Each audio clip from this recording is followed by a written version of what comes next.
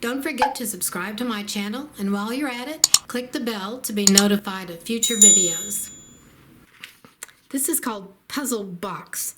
It's 8-inch finished. This is a pattern you'll need to download from Krista Watson, and her website is kristaquilts.com. You can click or scan this code and it will take you directly to her pattern to download.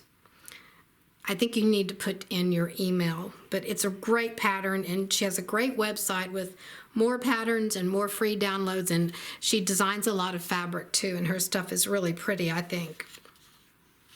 So I'm not going to show a lot of instruction because it's better if you get the pattern.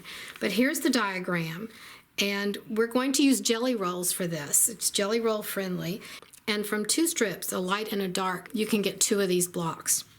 We just have 1 patch and it's a rectangle, and here are how many you need to cut, and this is the instructions for putting them together. Here are 16 blocks set block to block, and it's really a neat pattern. I've made several of them before. Okay, here are my pieces I've cut from 2.5-inch strips. We're going to start by piecing them like this. You'll make 2 of these.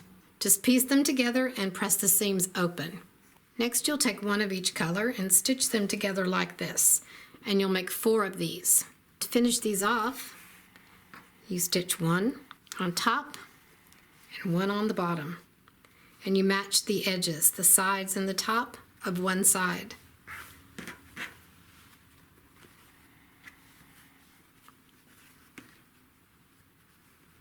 You sew these together now, and you'll have 2 blocks.